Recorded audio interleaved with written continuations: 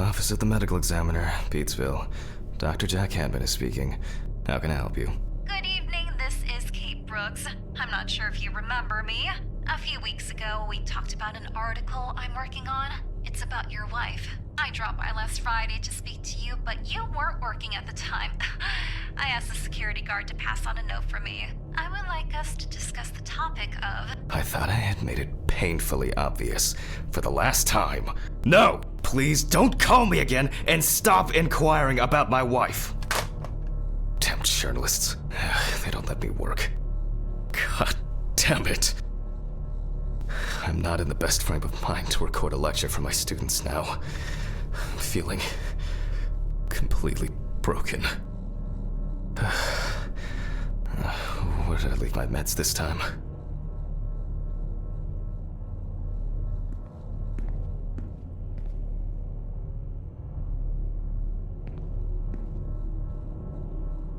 Wednesday.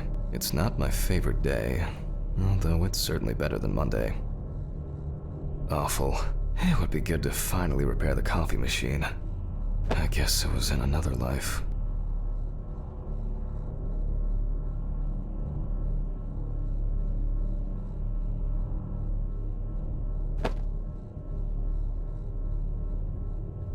It won't be needed for the next few months. Stephen didn't clean up after himself.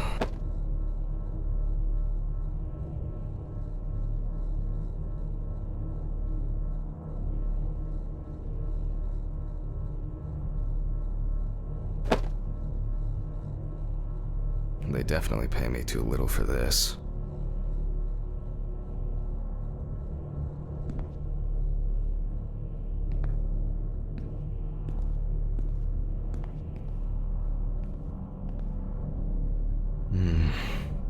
Another kidnapping this month.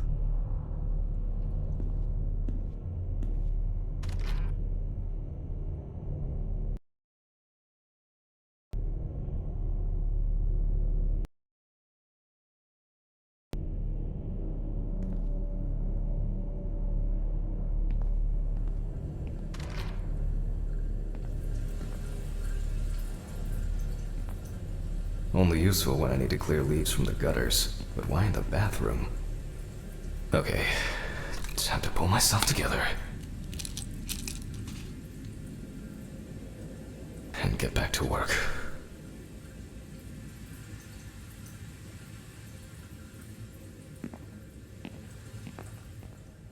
I need to set up the camera first.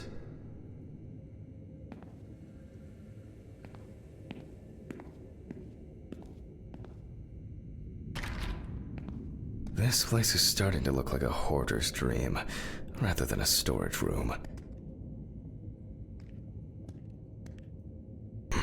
Now remember, Jack, don't forget, hit the record button this time.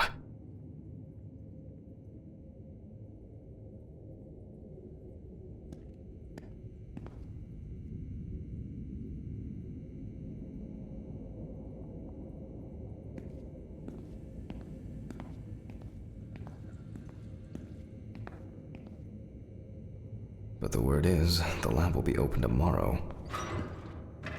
Hopefully the new tripod is going to hold up.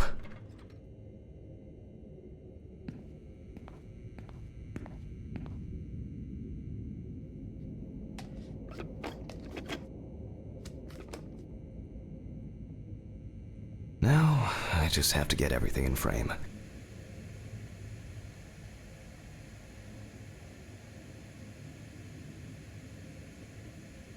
This should be fine.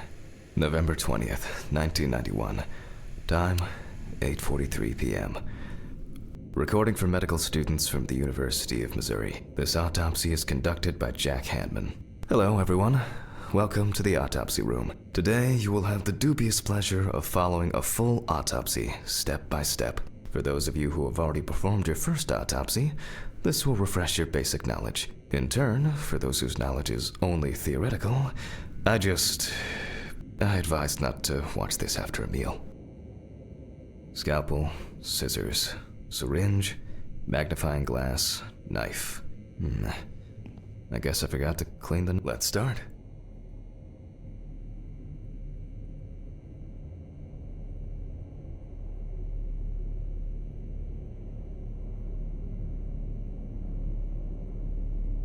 The cadaver is placed on its back on the autopsy table. The pathologist stands on the right of the deceased. Make sure that all the necessary tools are always at hand so that you don't have to run around looking for something, like I do all the time. Now, onto the police folder. That will contain all sorts of pertinent information as to who the deceased might be and what potentially happened to them. So, let's take a closer look, shall we?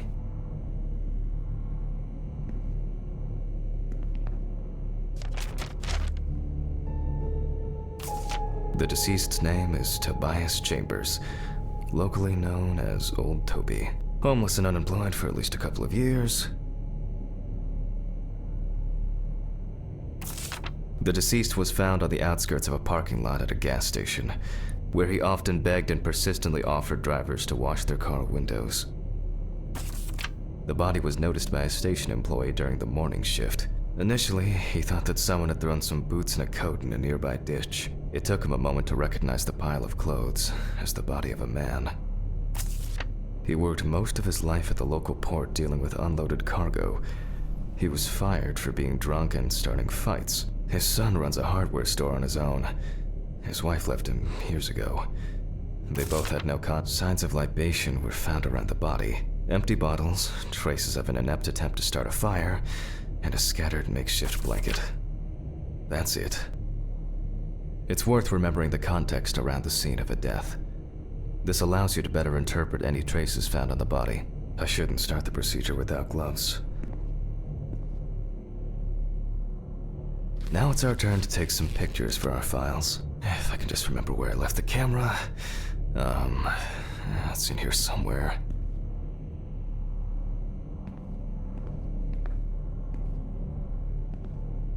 Aha! There you are. I knew it was here somewhere. As I mentioned at the beginning, before we begin the internal examination, we need to document the cadaver and the condition it arrived in. We begin with a full body photo. Try and stick to the top-down rule, but this is not always possible. Let's keep in mind it's all about the legibility, not the perfect frame. Voila! Now we move on to the next step, looking for traces. Take your time. Look at the corpse from different sides, from different angles, up close, and from a distance. You're looking for anything out of the ordinary.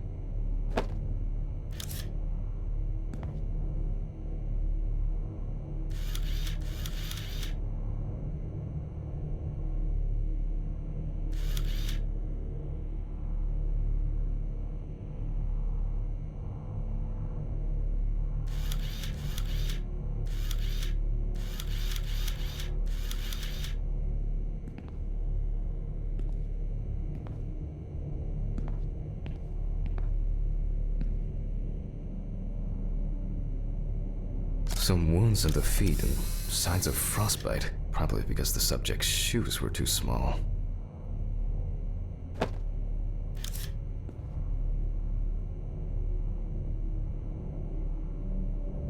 Hardened hands, worn out by physical work, and frostbite?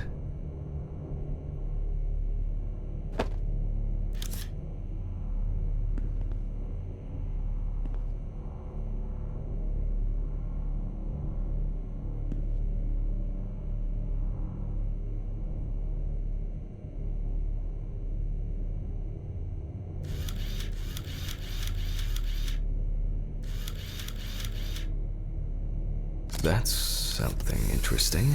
It will be necessary to check whether this injury was severe enough to cause damage to the brain.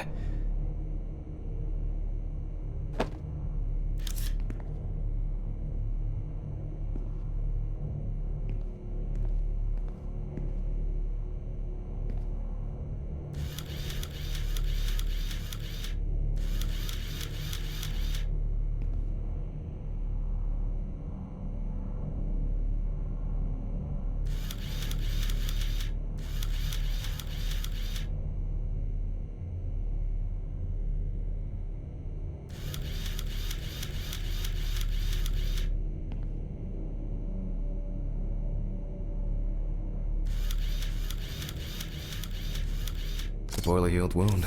Looks old. I'll take a closer look later. In a moment, we will check which of our initial observations will be worthy of further consideration. But before we get to that, I need to write down some basic data.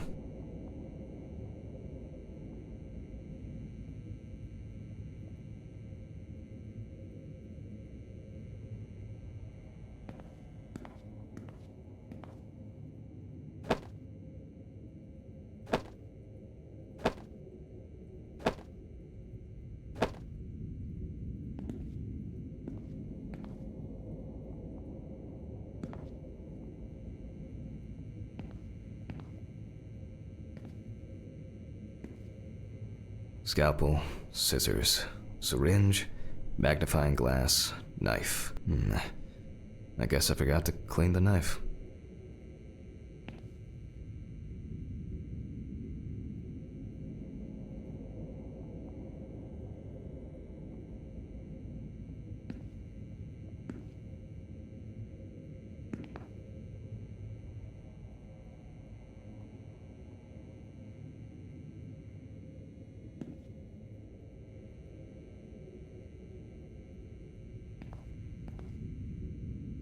Scalpel, scissors. I guess I forgot to clean the knife. Scalpel, I guess I forgot to clean the knife. Scalpel, scissors, syringe, magnifying glass, knife. I guess I forgot to clean the knife. Personal information. The deceased was unclothed. Date. Okay. As you can see, I note everything down on previously prepared forms. Every pathologist must keep a detailed record of every step of the autopsy. This not only allows you to track the procedure, but also collates the results together, upon which you may back up your conclusions. So, enough of the boring prep. Let's begin by taking a closer look at the spots I photographed earlier. For this, you're going to need a magnifying glass.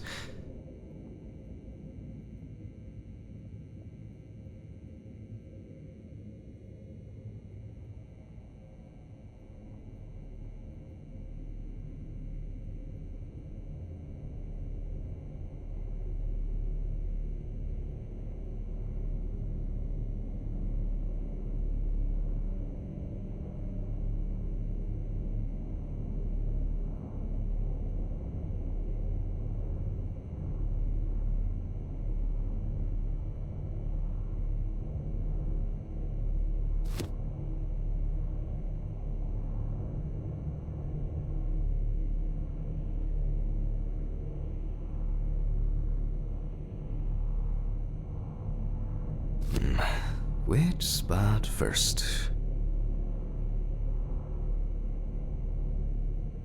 It looks like a burn mark. No doubt painful, but it's not pertinent for this case.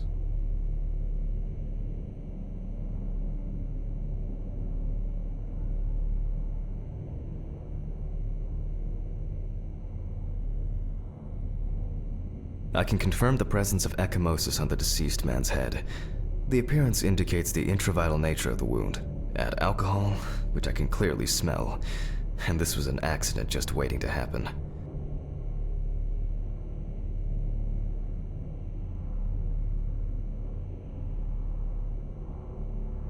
Here we can see frostbite on the fingertips. We can tell by the characteristic skin color.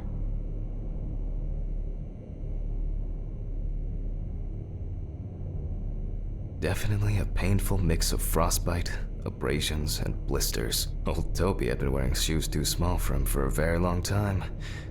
That's if he wore any at all.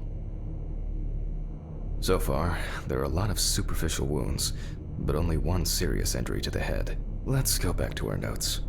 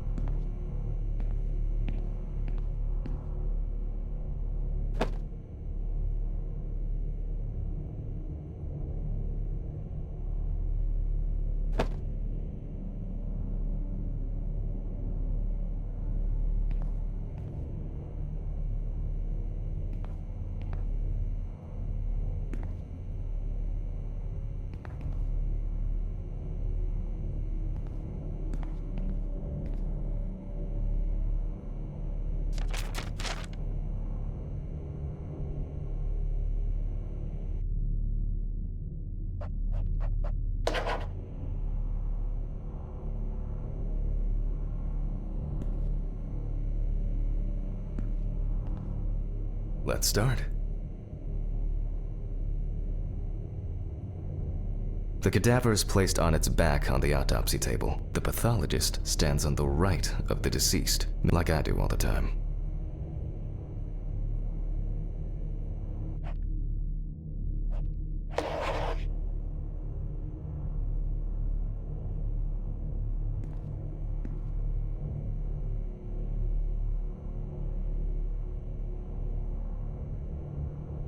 I wasn't sure it would amount to anything, but the World Wide Web has been a blessing for speeding up my work.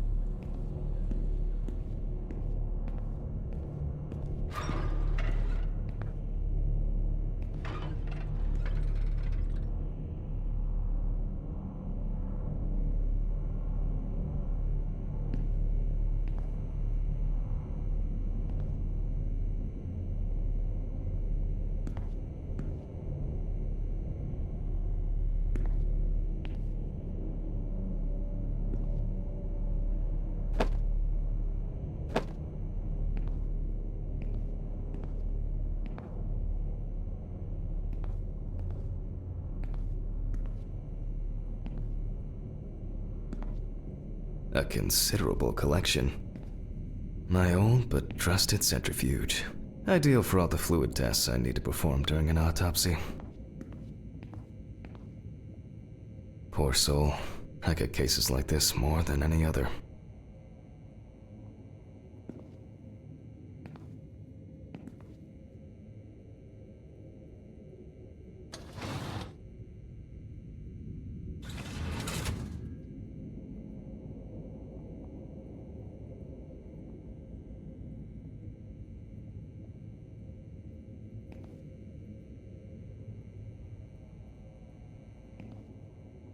Some of my previous cases, a reminder of more prosperous times.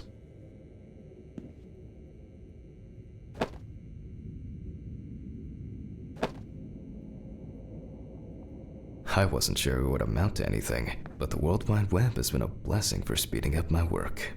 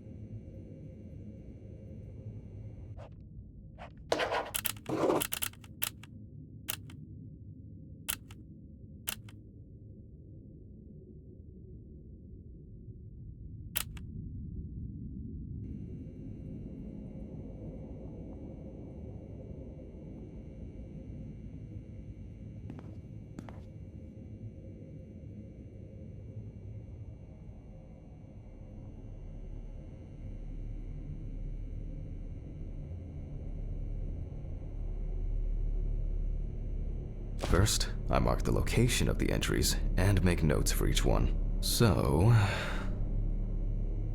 the head wound. Definitely an important clue.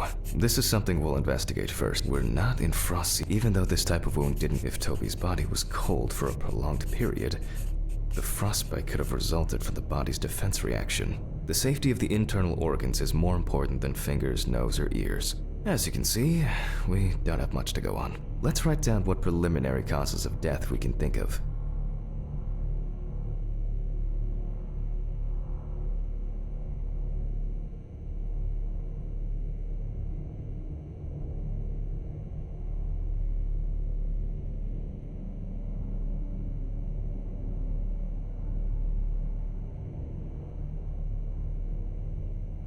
This is of no interest to us. The nights have been particularly nasty lately. We will check if there are any signs of freezing internally.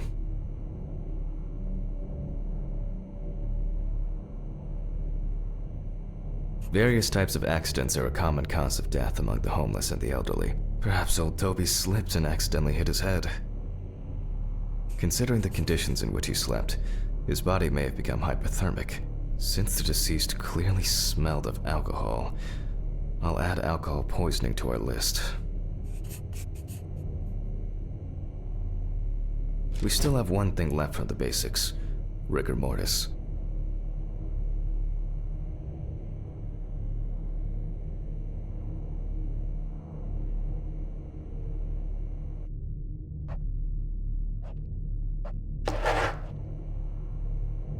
Well, we take our deceased by the hand,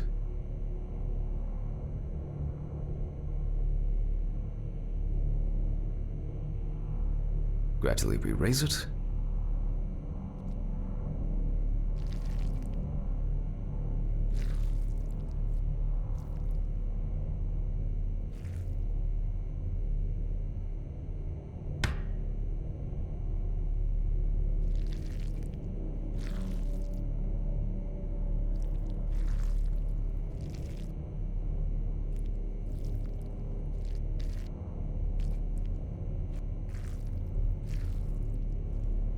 now let it go. As you can see, the hand falls loose. What's the conclusion? Death must have occurred more than 72 hours ago. The police information appears correct.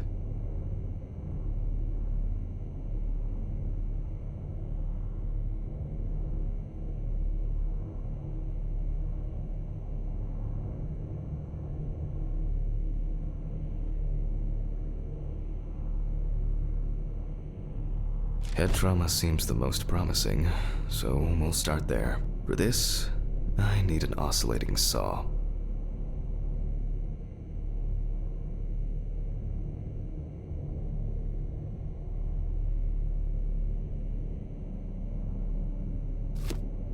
The cut is made from ear to ear.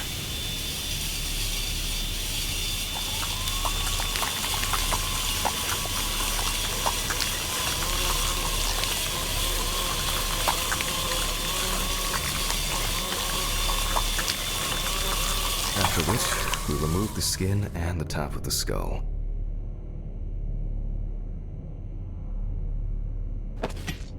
After the basic examination, we can see that the brain's cerebral gyri in both hemispheres are symmetric. The brain looks good. Let's take a cross-section.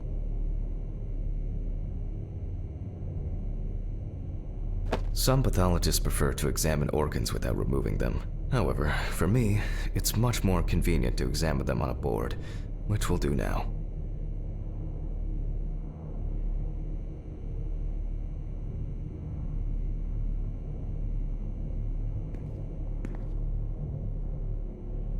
Holding a long, narrow blade knife in the dominant hand, we slowly cut the cranial nerves on both sides, all the time pulling the brain towards us.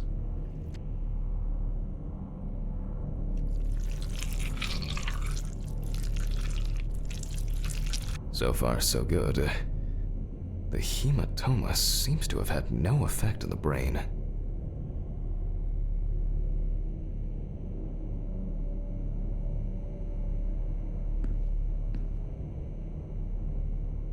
We can rule the fatal accident out as well.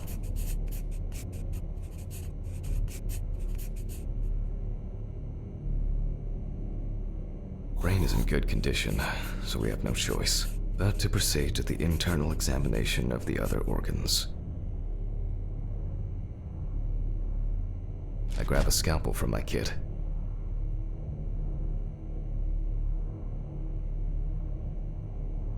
The incision should be in the shape of a letter Y. We use a deep cut to reach all the way to the ribs and to penetrate the abdominal wall.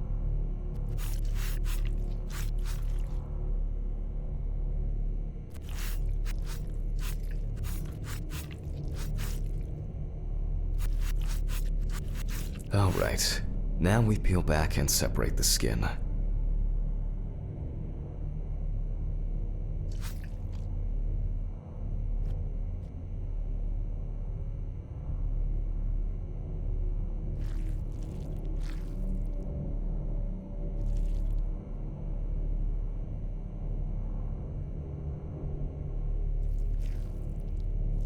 Now, we need to remove the ribs. We'll need the loppers for this.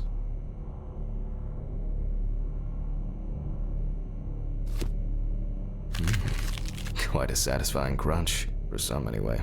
After removing the cartilage tissue, we instantly notice two things. Firstly, there is no congestion of the internal organs. This means that although the deceased was hypothermic, it didn't kill him. We can see widespread black and tarry deposits caused by smoking cigarettes.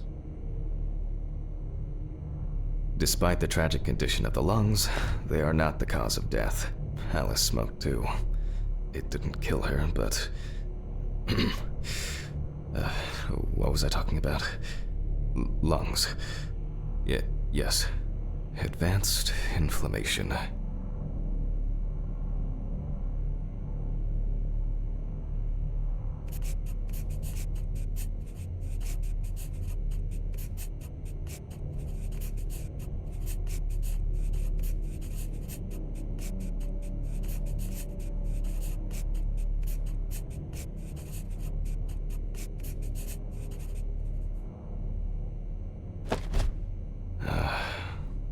What now?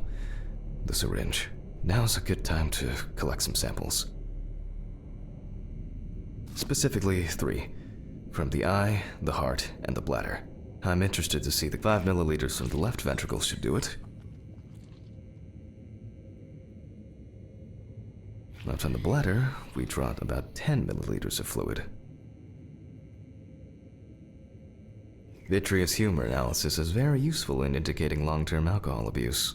Now we take our samples to the centrifuge, but before I do that, I need to find my notebook. My dyscalculia means that I always double-check the settings.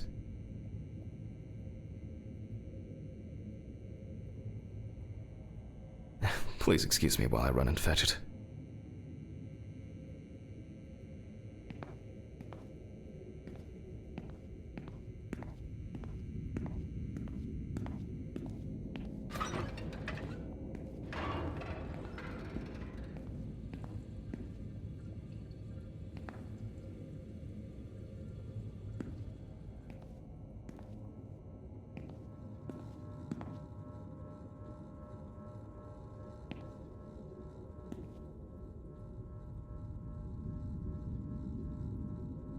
This whole thing is covered in stains.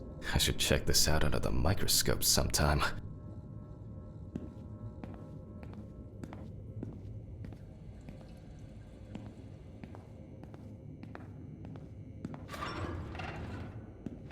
Let's get back to the examination.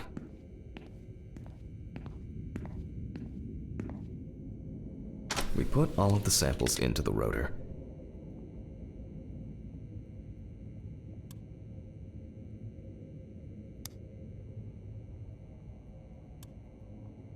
Now, we set the appropriate time and speed.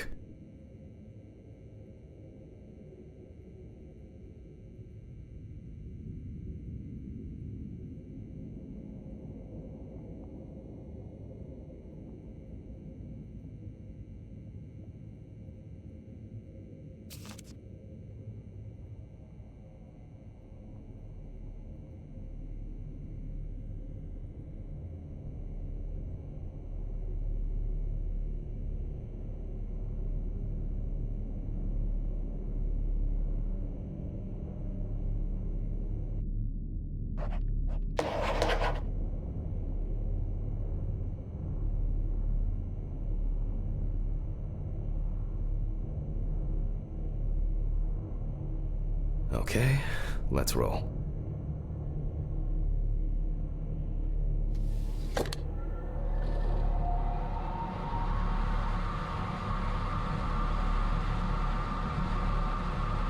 Oh shit, the fuses again.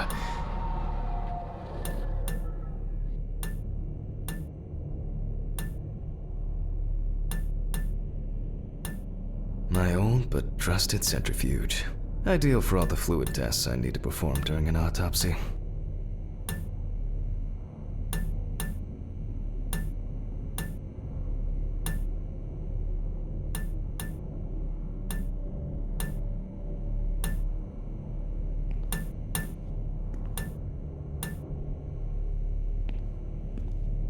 Where were we? Oh yes, the blood alcohol concentration. Let's see what we've got here.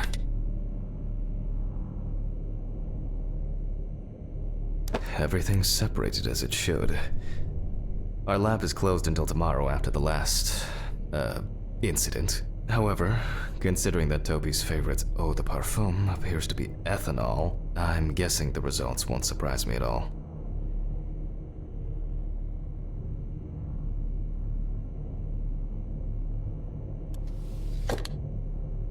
Let's go further. We will now focus on the cardiovascular system, specifically the heart. We remove the organ and examine it closely. We look for dark hypoxic areas, clots, or other elements that stand out as abnormal. At first glance, the heart looks fine. The pulmonary trunk and aorta seem to be in good condition. There are no pathological changes that would have contributed to Toby's death. Now let's take a closer look at the stomach. Size is normal, healthy, pink color, and as expected, the stomach has no major external damage. We must now cut it open and inspect inside.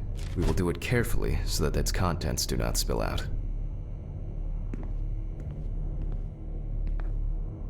We open the stomach along the greater curvature, from the heart to the pyloric end. Oh, I already feel like there's something left inside.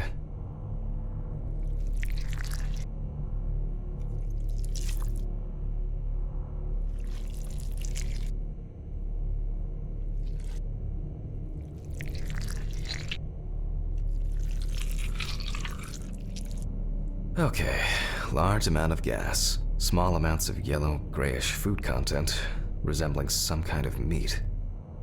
Either our deceased hadn't eaten in days, or the bulk of his stomach had already found a way out. Looks like I'll have to find the missing contents.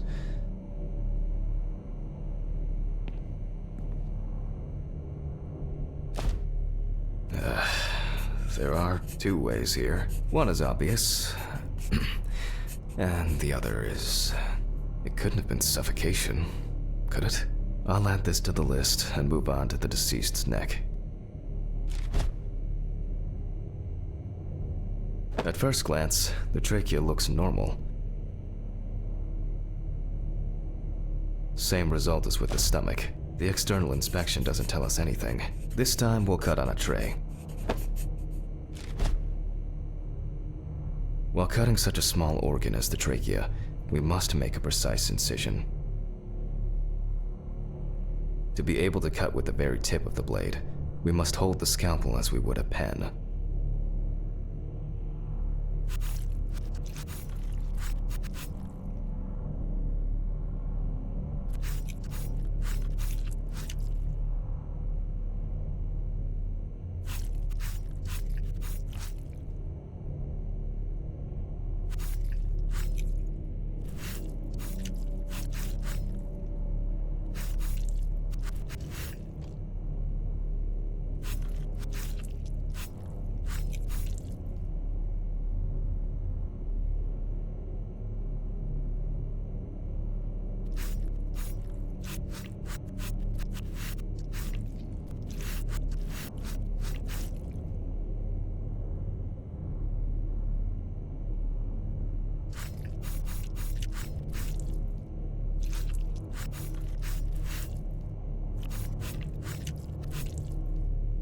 And after careful examination and deduction, we've got it. A clogged trachea. It's time to summarize the whole thing.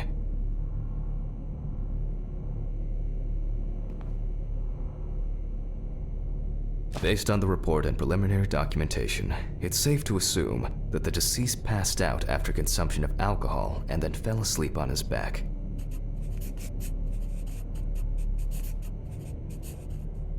Then, the gastric contents refluxed and flooded the airways, causing death.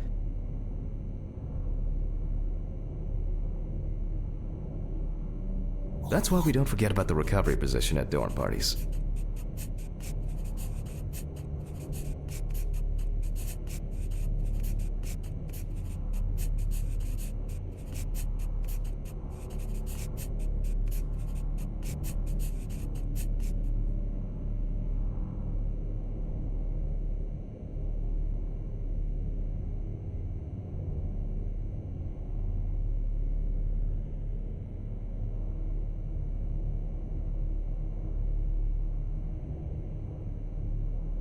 And now it's all clear.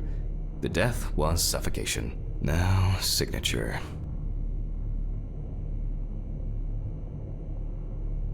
The mystery is solved. But for us, this is not the end.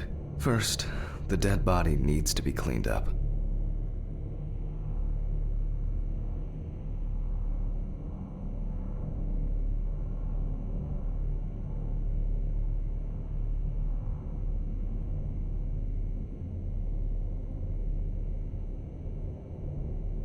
For this, we will need to close the body and grab the needle. First, we unroll the skin flaps.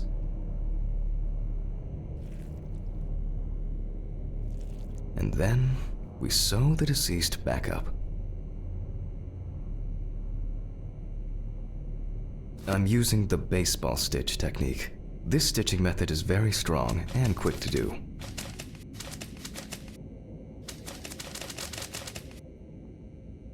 Beautiful. Now we say goodbye to the deceased and put them safely in the fridge, ready for the next stage of their journey.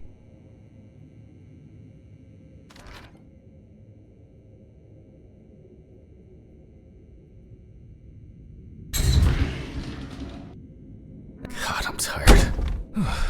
I'll drop these samples off at the lab on the way to the bar.